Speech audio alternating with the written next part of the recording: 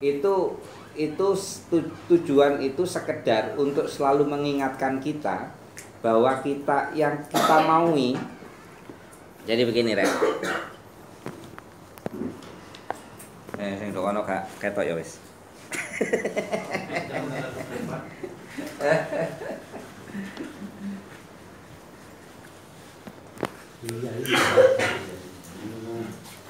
Jadi Mas Andi, ini penjelasan sudah tahu, saya hanya mempermudah saja.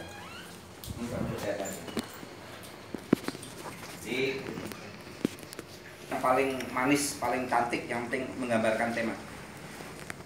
Pokoknya dengan argumen. Nah, kemudian kalau kita ngomong tentang kronologi penyusunan, bukan template-nya. Latar belakang itu kan ada di sini kan? Kronologi loh, bukan template loh ya. Yang melatar belakangi kita sampai ngangkat tema ini apa? Kayak gitu. Nah, cuman di template ini latar belakang. Oke. Nah, setelah latar belakang kemudian B itu adalah rumusan masalah. C tujuan. Mau tujuan penelitian, tujuan tok terserah, ikuti saja. Itu nggak masalah, nggak usah debat di sini. Nah, rumusan tujuan itu sebetulnya adalah kalimat positif dari rumusan masalah. Karena mengapa? Karena posisinya itu kayak gini. Panjenengan untuk meneliti tema yang diangkat itu panjenengan berangkat dari rumusan masalahnya apa? Jadi kalau misalkan rumusan masalah itu ada 3, 1, 2, 3. Ini akan selalu mengingatkan kita bahwa yang hendak kita tuju itu adalah untuk menjawab rumusan masalah ini. Ini yang akan kita tuju. Sehingga sebetulnya kalau ngomong kronologi, tujuan penelitian itu ya ada yang paling ujung ini. Kronologi, bukan template. Oke. Ada di paling ujung ini tujuannya itu. Jadi kalau misalkan bagaimana sejarah berdirinya pesantren apa sih? Mambaul Ulum. Ya, di situ Mambaul Ulum. Sorry, Rek. Sorry. Saya minta izin ya. Ada penting. Halo, Kak. Nggak, aku singkat saja.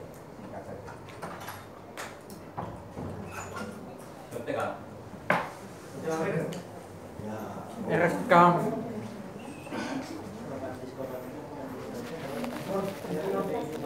Jadi kalau misalkan yang kita tanya itu adalah tentang sejarah, maka tujuan kita di sini adalah untuk mengetahui sejarah. Oke? Kemudian di sini bagaimana struktur kurikulum, yang diajarkan di pesantren. Berarti di sini adalah untuk mengetahui struktur kurikulum. Nah, sehingga misalkan di sini kalau misalkan rumusan masalahnya kayak gitu, itu bisa kita turunkan menjadi interview guide. Siapa pendirinya, tahunnya, tantangan-tantangan sosialnya, kayak gitu loh. Nah, itu interview guide. Kalau sampean nggak bisa membuat itu, sekali lagi sampean ke lapangan itu akan kebingungan karena nggak tahu data apa yang perlu dikumpulkan. Sama juga dengan yang ini. Misalkan muatan kurikulumnya apa saja, muloknya apa, apa yang disebut dengan nilai plus kurikulumnya. Mungkin ada kurikulum internasionalnya, mengacu ke mana, Al-Azhar atau Cambridge, misalkan kayak gitu. Detail kayak gitu. Jadi sampai sekali lagi begitu masuk ke lapangan, itu udah tahu data apa saja yang perlu di grab, perlu diambil, ya. sekali lagi jangan pertanyaan besar judul yang diberi kata tanya. Itu kesulitan sampai. Nah, nanti tujuan ini yang disebut dengan tujuan itu wujudnya itu ada pada kesimpulan kan? Gitu loh. Karena kesimpulan itu sebetulnya adalah jawaban dari masalah. Oleh karena itu kalau masalahnya 3, pasti kesimpulannya 3. Enggak boleh rumusan masalahnya 3, kesimpulannya cuma 2. Berarti ada satu yang belum terjawab. Katanya berjanji mau di tujuan ini. Nah, gitu loh. Oke. Ini nanti wujudnya di laporan itu adalah kesimpulan. Gitu. Tapi di proposal tujuan itu ada di nomor C. Oke. Nah, setelah itu kemudian astaga naga. Allah ya Allah. Siap. Ya. Ya, oke. Ya. Manfaat ya? Manfaat. Enggak ada kayak sekarang, Bro. Hah? Langsung ke Nggak ada. literatur review kayak. Karena literatur review ya. Oke. Tapi kata apa? Manfaat dulu. Ini yang seringkali salah paham. Manfaat atau kegunaan sama aja. Manfaat. Manfaat itu selalu dibagi menjadi 2 kan? Manfaat teoritis dan praktis. Nah, ini yang seringkali hanya abal-abal.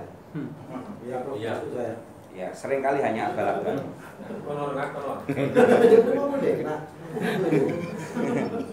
Benar, karena aku itu udah menghadapi proposal ribuan, jadi sampai hafal. Skema masalahnya itu aku hafal. Nah, ini biasanya bunyinya adalah ini untuk menambah hazanah. Ya kan? Kayak gitu kan? Dobol banget kan? Nah, ini sebetulnya kayak gini. Manfaat ini jangan diremehkan. Ini menunjukkan bahwa kita adalah expert di bidang itu. Expert di bidang itu. Kayak gini loh. Penelitian itu, logika penelitian itu adalah cara ilmu itu berkembang. Ya kan? Cara ilmu berkembang itu kan melalui penelitian. Jadi siklusnya itu adalah penelitian. Oke. Kemudian temuan, ya kan? Membentuk teori. Ya kan? Yang teori ini juga kemudian akan diuji kembali menjadi penelitian. Terus kayak gini, temuan, teori, kan siklusnya kayak gini. Ilmu itu menjadi berkembang itu karena seperti ini. Oke.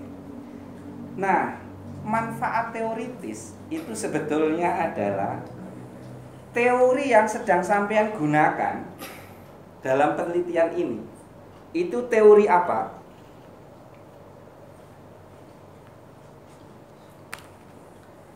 Nah, penelitian ini itu memberi sumbangsih apa toh terhadap teori itu? Oh, kayak gitu loh. Distorsi atau justifikasi Ya. Bisa ini membantah teori, memperkokoh atau memperkaya atau memperkuat dan sebagainya. Tapi manfaat teoritis itu sebetulnya adalah manfaat penelitian ini terhadap teori yang sedang sampean gunakan. Itu apa? Itu yang disebut dengan manfaat teoritis. Kalau sekedar ngomong ini akan memperkara khazanah, itu semua tema kalimat itu akan masuk. Kalau ada kalimat yang masuk semua tema, berarti itu kalimat sampah. Sama halnya ketika sampean mengawali latar belakang seperti ini. Pada dasarnya manusia adalah makhluk individual dan sosial. Itu semua jenis tema apa saja kan bisa masuk. Selagi itu bukan fakultas hewan. Gitu. Semua penelitian sosial humaniora, kalimat itu masuk. Berarti kalimat itu kalimat sampah. Jangan membuat kalimat itu untuk mengawalinya. Bahwa nanti di di dalam itu ada kalimat itu karena saking cintanya dengan kalimat itu monggo saja. Nah, gitu.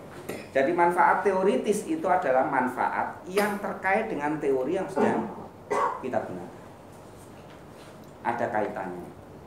Nah, yang kedua, manfaat praktis itu bayangkan siapa saja yang akan memanfaatkan hasil penelitian ini. Yang konkret bagi guru, jika penelitian ini pendidikan ya, bagi guru hasil penelitian ini itu bermanfaat untuk apa bagi guru? Menyusun kurikulum, mengembangkan kurikulum, atau bimbingan konseling, atau apa? Yang praktis bagi kepala sekolah, bagi masyarakat, bagi pemangku kebijakan pendidikan sektor pemerintahan. Tunjukkan itu manfaatnya. Praktis untuk apa? Mengapa seperti itu? Kalau penelitian ini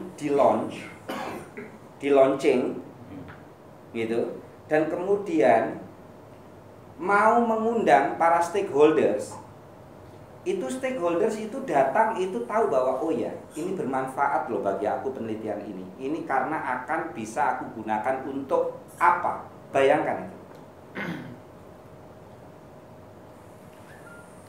itu manfaat teoritis dan praktis.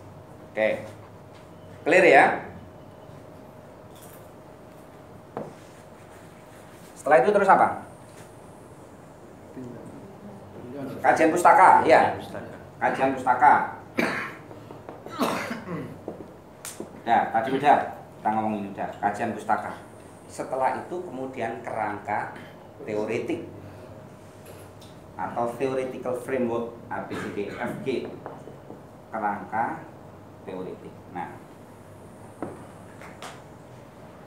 kerangka teoretik ini adalah isinya adalah teori,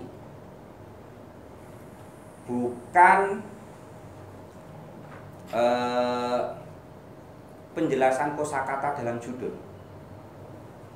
Banyak kan yang kayak gitu kan?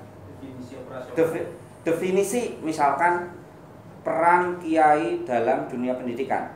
Peran menurut KBBI adalah ngopo. Gitu. Itu untuk apa? Sampean boleh menjelaskan. Jadi misalkan di kerangka teoritik ini ya, itu misalkan ada dua isinya. Misalkan A dan B. Ini adalah penjelasan konsep. Misalkan ada konsep-konsep penting yang perlu dijelaskan. Misalkan. Tapi ini nggak boleh jatuh seperti kamus yang menjelaskan kata per kata dalam judul itu. Nggak perlu itu. Nah, untuk apa? Yang ngebei halaman. Ini pun jika diperlukan. Dan yang kedua itu adalah teori yang digunakan.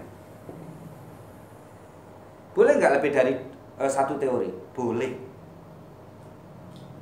Nah, teori ini itu ada teori makro, ada teori meso, ada teori mikro. Teori makro itu misalkan di dalam sosiologi, itu kalau ngomong konflik itu teori makronya ya sampai Karl Marx kayak gini. Nah, seringkali teori-teori makro kayak gini itu nggak berguna sebagai perangkat analisis yang membantu kita untuk membaca data. Karena misalkan begini, kalau saya mau ngangkat tentang konflik si A sampah, kan konflik kan? Bapaknya teori konflik itu kan Karl Marx.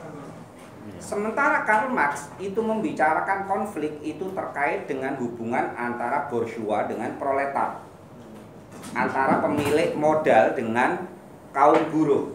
Susah tuh sampean? Harus mencari varian-varian teori konflik di bawahnya itu. Misalkan miliknya Louis Coser, gitu. Louis Coser jelas gak makro, itu mulai meso. Gitu. Nah, ada lagi yang teori-teori mikro, itu adalah hasil-hasil penelitian yang kemudian hasilnya itu sudah membentuk semacam skema yang itu bisa kita gunakan, misalkan kayak ini. Taruhlah, kalau kita mau berbicara tentang relasi antara Islam dengan tradisi lokal, kita menemukan itu ada di Clifford Geertz. Itu kan hasil penelitian aja kan, Clifford Geertz itu. Kemudian membentuk 3 varian, abangan, santri, priayi. Kayak gitu. Itu jauh lebih memberi manfaat kepada kita untuk digunakan melihat ini apa realitas yang sedang kita ini. Atau misalkan artikel saya yang ngomong tentang relasi NOFPI di Bangkalan. Itu kan di kesimpulannya kan saya udah membuat satu klaim akademik tertentu kan. Nah, itu sudah bisa disebut sebagai teori, tapi itu teori mikro. Karena setiap penelitian kualitatif sebetulnya hasilnya itu adalah klaim teori. Tapi jelas teori di sini itu beda kelasnya dengan teorinya Karl Marx, Weber dan sebagainya, beda kelasnya. Nah, kita justru akan banyak bermanfaat untuk menggunakan teori-teori meso dan mikro ini. Sekalipun kalau misalkan agar kelihatan bahwa kita memang expert, itu dilacak nenek buyutnya, mulai dari kalau ngomong konflik sebelum lulus koser kita ketemu Karl Marx, mau sampai kayak gitu. Kemudian itu iya, mata rantai sanatnya itu ketemu sampai di atas. Itu di teori. Oke? Tapi perlu itu, Prof. Ya. Jadi makro dulu itu kan? Iya. Meso. Oke. Kayak gitu. Jadi kalau langsung bisa tahu mikro, tidak kuat ya, tatanannya itu tidak kuat. Aku nggak juga. Oh gitu ya. Nggak juga. Yang penting ada teorinya. Iya, teori. Jadi misalkan aku yang tadi yang aku bilang, misalkan aku tentang varia itu kan resistensi. Resistensi. Ya, ada teori tentang resistensi itu. Saya ngambilnya di James Scott. James Scott itu ya hanya penelitian tentang, itu kerennya itu kayak gini. Jadi teori perlawanan itu kan kembali lagi ke Marx. Karl Marx itu dasar. Teori perlawanan itu adalah Karl Marx. Tapi teorinya Karl Marx tentang perlawanan itu selalu teori revolusi. Besar kayak gitu. Nah, kemudian para pelanjutnya, para ilmuwan yang lain tuh Marx itu merasa nggak puas karena ada loh perlawanan-perlawanan yang selalu tidak bersifat terbuka. Yang itu biasanya dilakukan oleh orang-orang yang memang pada dasarnya lemah. Gitu. Tapi juga bisa melakukan perlawanan. Perlawanan kecil ini namanya resistensi. Perlawanan buat ini ya. Bukan misalkan seperti ini. Misalkan seperti ini. Mofek ini ya. Mofek. Ini juragan. Juragan. Kemudian saya ini buruhnya yang ditindas. Kalau saya semata-mata menggunakan Marx, mestinya buruh yang ditindas itu akan melakukan perlawanan, dan itulah teori revolusi. Oke? Nah, sekarang ternyata ada banyak kasus di mana buruh nggak bisa nggak melakukan perlawanan, atau orang-orang yang ditindas itu nggak bisa melakukan perlawanan. Muncullah Gramsci dengan teorinya hegemoni, gitu. Antonio Gramsci, bukan Gramsci, Gramsci. Oke, pakai shin. Oke, udah teori baru Gramsci. Nah, kemudian kalau orang itu ternyata berhasil dihegemoni, berarti orang itu nggak bisa melakukan perlawanan toh. Tapi faktanya banyak orang yang udah dihegemoni tapi tetap melawan. Lalu ini bagaimana penjelasannya? Muncullah teori resistensi. Berawal dari satu adagium bahwa nggak ada hegemoni yang komplit, nggak ada hegemoni itu yang menyeluruh, nggak ada orang bisa dihegemoni 100%. Gitu. Jadi selalu ada muncul kesempatan-kesempatan untuk mempertanyakan, dan ketika orang itu memiliki kesempatan untuk mempertanyakan, dia akan melakukan perlawanan. Tapi karena dia lemah, dia nggak mungkin melakukan revolusi. Lalu bentuk perlawanannya apa? Remeh-remeh, tapi tetap melawan. Misalkan teori petani di ini. Oke, kayak gini. Tak tunjukkan salah satu bentuk resistensi yang diistilahkan dengan brikolase. Brikolase itu kayak gini. Orang dihina dengan satu sebutan, itu dihina. Tapi kemudian mengambil sebutan hinaan itu menjadi bagian dari kebanggaan. Contohnya kayak gini. Dulu istilah kitab kuning itu adalah sebetulnya hinaan.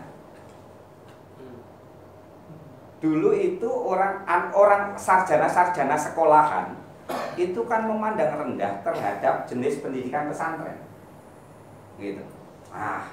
Bacaannya itu kitab kuning. Kayak gitu. Bukan putih begitu ya. Iya.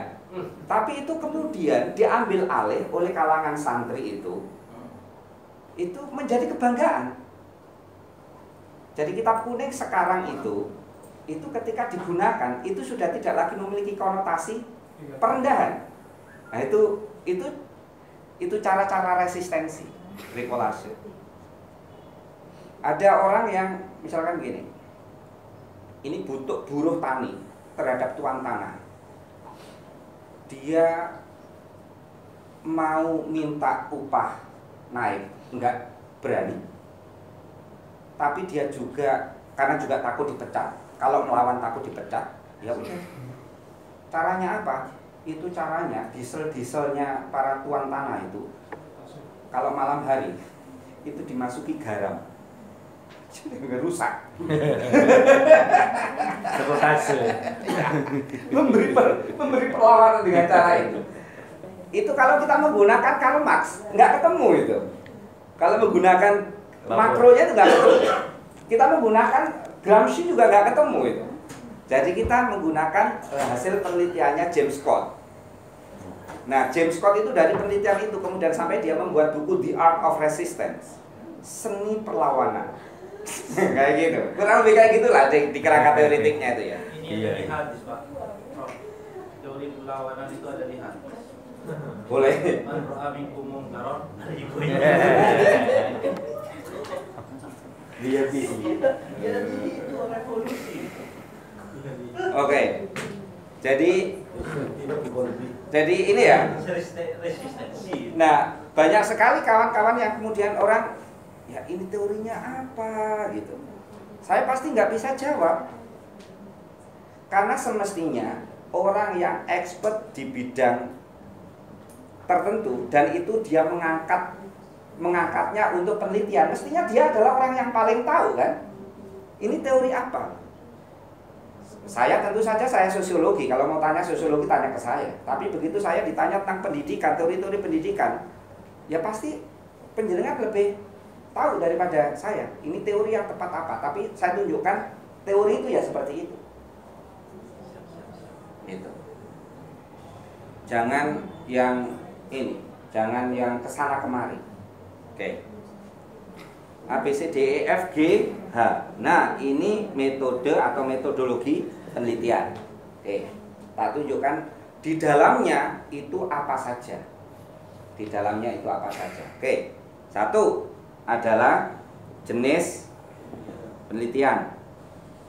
Oke. Ini penelitian kualitatif atau kuantitatif. Intinya itu, pastikan itu. Kalau kualitatif kita akan nggak ada sampel, adanya adalah informan. Kalaupun ada istilah sampel, maksudnya di situ adalah informan. Nah, sekarang berapa jumlah informan? Nah, ini seringkali pertanyaan ini. Berapa informan? Tak terbatas sampai jenuh. Apa ukurannya jenuh? Jawaban saya dan C sama. Yes. Jadi ingat-ingat, kalau di dalam penelitian kuantitatif itu kita masih bisa mengatakan sampel itu sekian persen dari N, total populasi. Tapi kalau dalam penelitian kualitatif nggak ada kayak logika kayak gitu itu.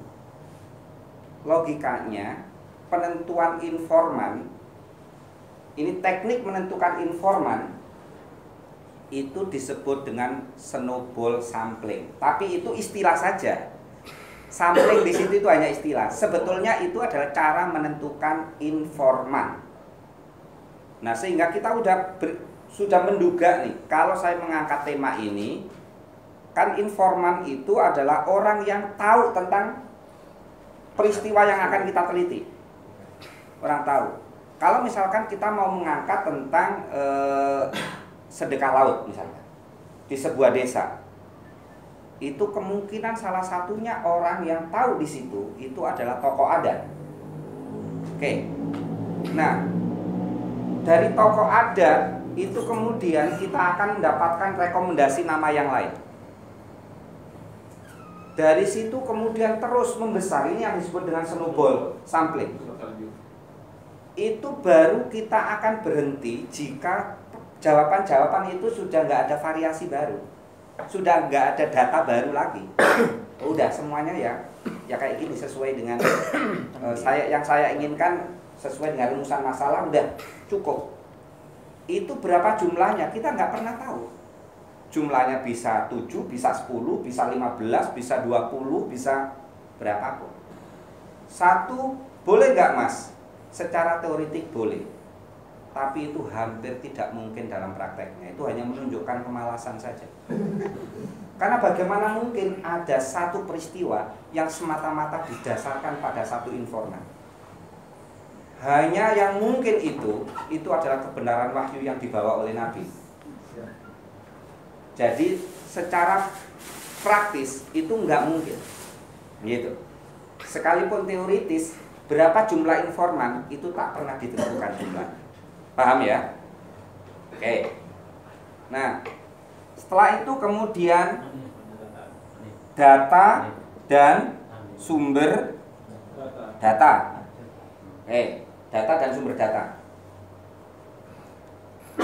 Mengapa saya bilang rumusan masalah itu penting sekali?